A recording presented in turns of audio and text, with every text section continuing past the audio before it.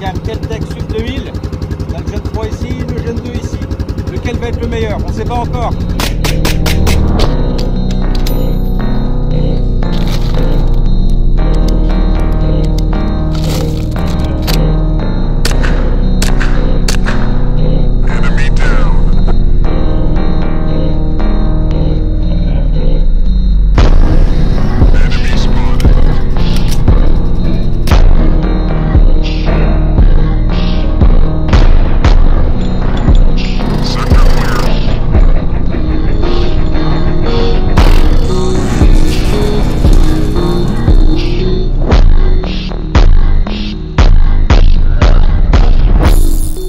Bienvenue, on est maintenant sur le pas de tir personnel où je peux venir tirer tranquillement.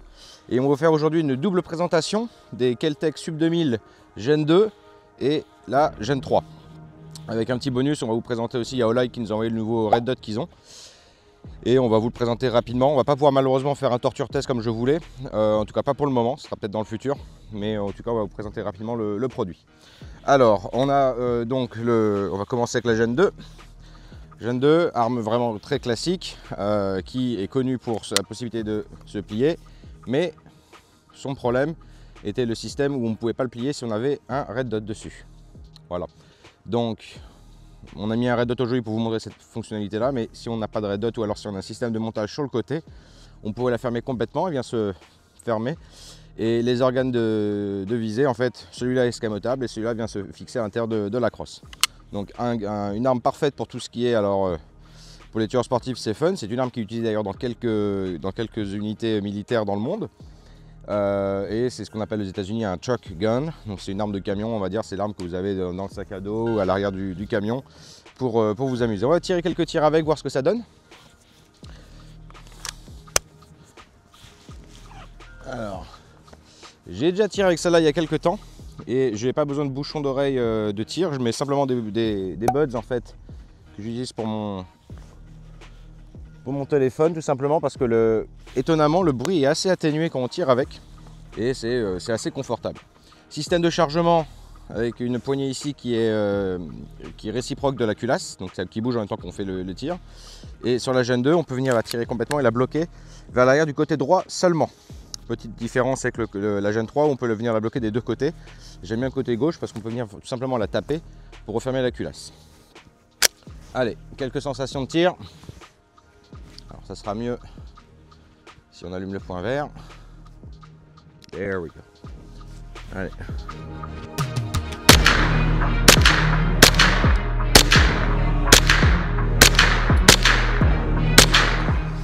Donc un recul assez agréable.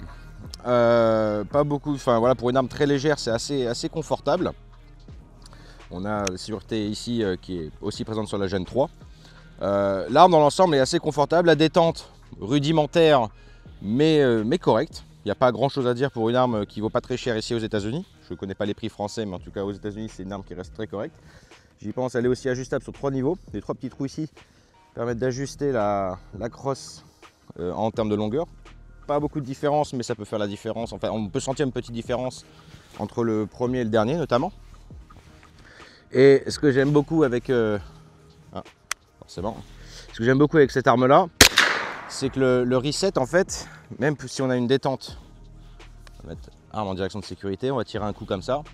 Voilà, vous voyez, on arrive rapidement au mur et en fait en venant appuyer, on a quand même un petit chemin dur à appuyer avant d'arriver au point au mur. Voilà, là on y est. Alors, mais pas. Et là, le coup va partir. Donc, c'est la détente, voilà. Elle est pas sensationnelle, mais rustique. L'arme est très rustique. Hein. Les pièces à l'intérieur sont assez simples. Hein. La culasse, elle est montée en 2 pièces ou 3 pièces grand max. Une arme, on est sûr qu'elle fonctionnera tout le temps là-dessus. Ouais. Voilà. Détente qui ne reste pas ouverte en fin de tir. Et bien entendu ça prend des chargeurs de type Glock, donc là il est fourni avec un chargeur PMAG, mais les chargeurs Glock fonctionnent très bien aussi. Voilà. Petit point négatif aussi, alors le co-witness est possible forcément quand vous avez un point rouge et puis les organes de visée d'origine. À l'arrière on ne peut pas le régler, l'avant est un petit peu réglable, comme système d'AR-15 en fait. Mais voilà, le point vert peut se trouver pas exactement au milieu, ça peut être un peu gênant.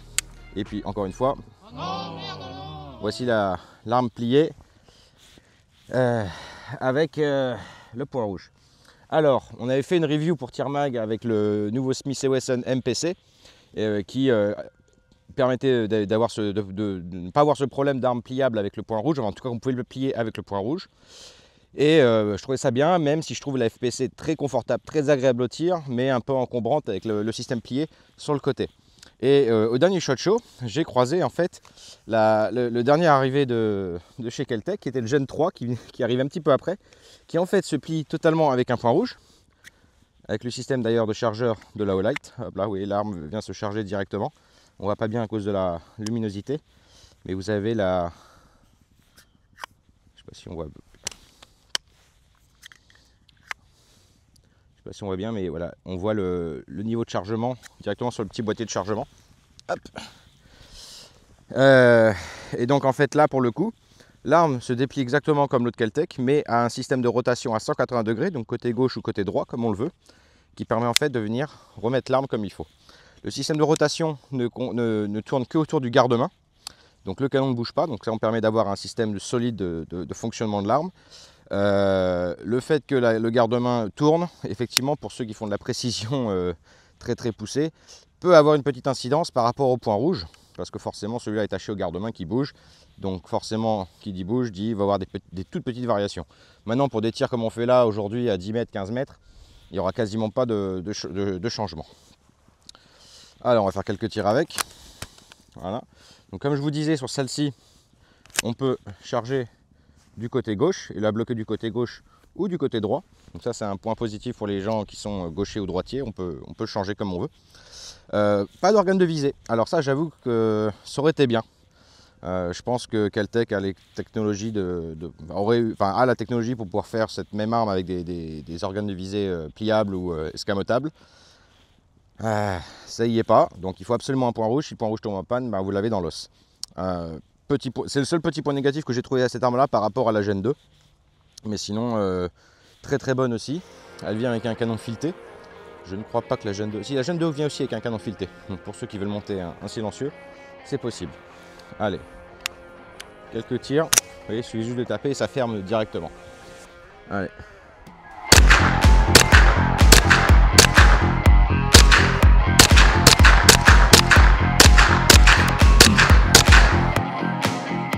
Donc le confort de l'arme, on a dessus. Vous avez pu voir, je tire sur deux cibles différentes là-bas. On va aller regarder rapidement les cibles après. Il y a quelques tirs qui sont un peu partis à gauche et à droite, mais dans l'ensemble, c'est plutôt pas trop mal. Le fait d'avoir une arme très légère permet vraiment de pouvoir bouger avec l'arme sans avoir l'effet un petit peu ressort ou accordéon de l'arme qui va bouger un peu trop loin. Voilà, ça se travaille, mais en tout cas, le poids de l'arme permet d'éviter cela.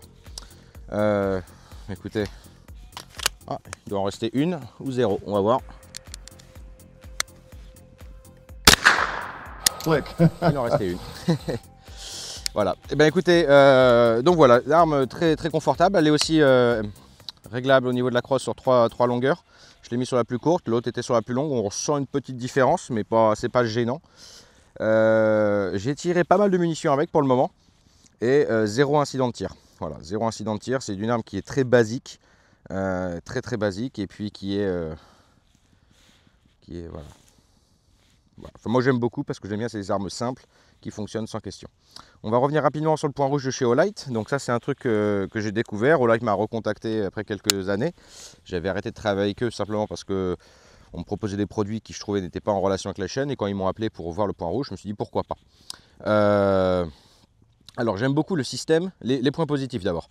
J'aime beaucoup le système de rechargement par le petit chapeau qui se branche tout simplement sur un câble USB-C. Comme on peut avoir sur votre téléphone et qui vient en fait venir charger le point rouge directement. Pas besoin de changer de pile, donc du coup pas besoin de démonter le point rouge pour le changer et avoir des problèmes de réglage. Bien entendu réglable en hauteur et en dérive. Là on me l'a fourni avec un système un qui le rehausse parce que ça me gêne un peu, c'était trop bas pour les prises de visée. Il y a le motion sensor, donc là le point rouge va s'éteindre au bout de 10 minutes de non-utilisation et va réactiver quand il va être bougé. On est à 12 modes de mémoire. On est à 12 modes sur que ce soit pour le jour ou pour la nuit. Voilà, 12 modes d'éclairage, donc ça c'est très bien. Et on a un système aussi d'adaptation par rapport à la luminosité. Donc si vous le réglez à un point, si la luminosité change, là, celui-là, le point vert, mais il existe aussi en point rouge. D'ailleurs, il existe aussi en FDE et en noir. Mais le point en fait va venir se régler. Voilà.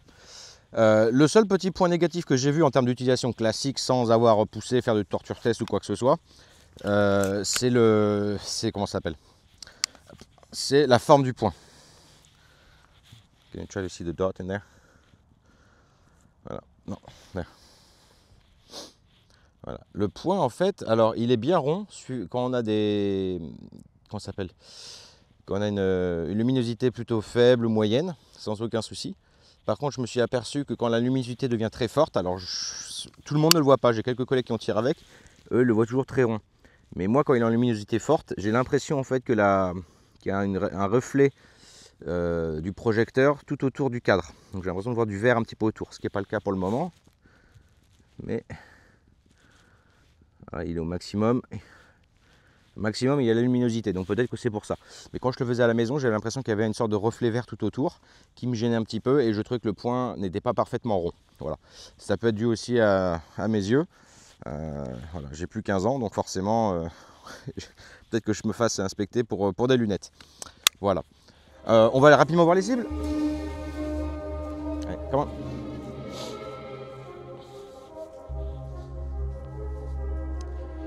Voilà.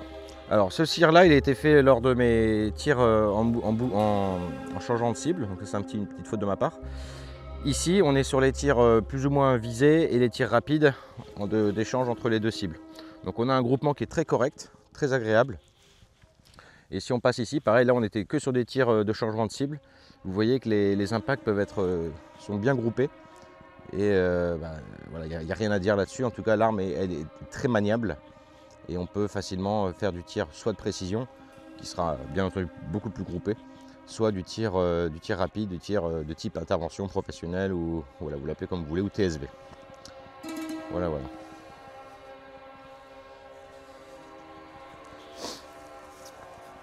Allez, on va faire quelques tirs de précision et on va voir où ça en est, ce que ça donne. Alors un petit avantage aussi qu'on a avec les chargeurs de type Glock, c'est d'avoir la possibilité d'avoir une myriade en fait de chargeurs disponibles sur le marché, que ce soit donc les PMAG, les chargeurs Glock ou ETS, etc.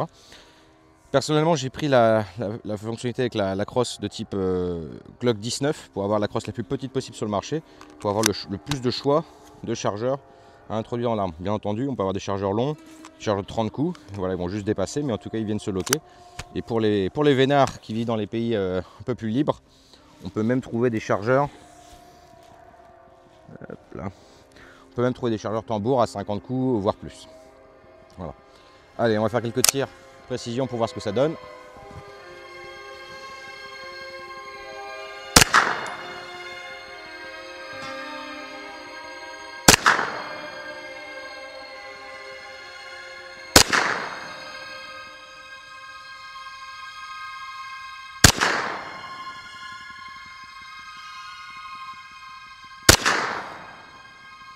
Ok, on va reculer un petit peu. On va tirer un tir plus posé.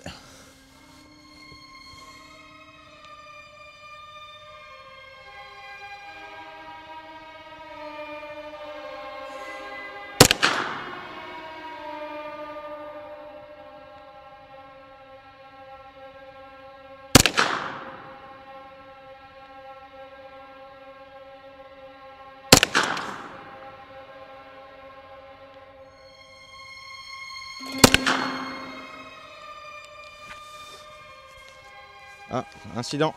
Premier incident que j'ai. Bon, on l'aura en vidéo. Problème d'introduction, la cartouche s'est mise de travers. Hop là, un peu tension.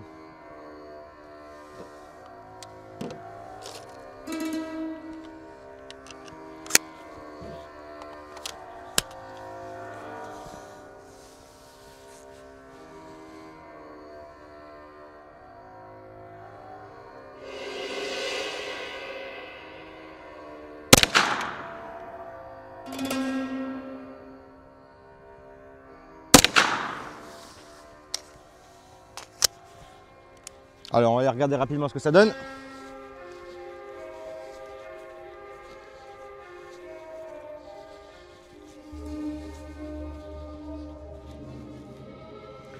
On va pas abîmer les crawfish qui vivent en Louisiane quand même. Voilà. Alors là on tire debout 15 mètres, on est là. Donc on a un groupement qui n'est pas dégueulasse, bon, qui pourrait être mieux mais qui n'est pas dégueulasse pour une arme de ce type là. Et un tir posé à 25 mètres, donc je visais ici, on a une différence de hauteur forcément parce que je l'avais réglé au tout départ à 15 mètres. Et on a un groupement, on va dire un seul trou à peu de choses près, 25 mètres posé. Donc ça reste très correct. Allez, on va réessayer un coup à 15 mètres. Là on va essayer maintenant de faire un tir rapide, enfin de précision mais en étant un peu plus rapide sans prendre le temps. Quand je me suis posé à 25 mètres, je me rends compte que la détente en fait voilà, grince un peu, on sent que ça accroche. C'est... L'arme est en sécurité. Mais on sent vraiment que le... Là on le sent plus parce qu'elle est en sécurité. Mais quand elle est en mode de tir, on sent que ça grince un peu, ça accroche. Alors ça peut être dû à l'arme qui est neuve, mais encore une fois c'est une détente très basique qui fonctionne, mais voilà, qui ne sera pas aussi confortable qu'une autre arme. Allez, on va essayer de voir un tir un peu plus rapide.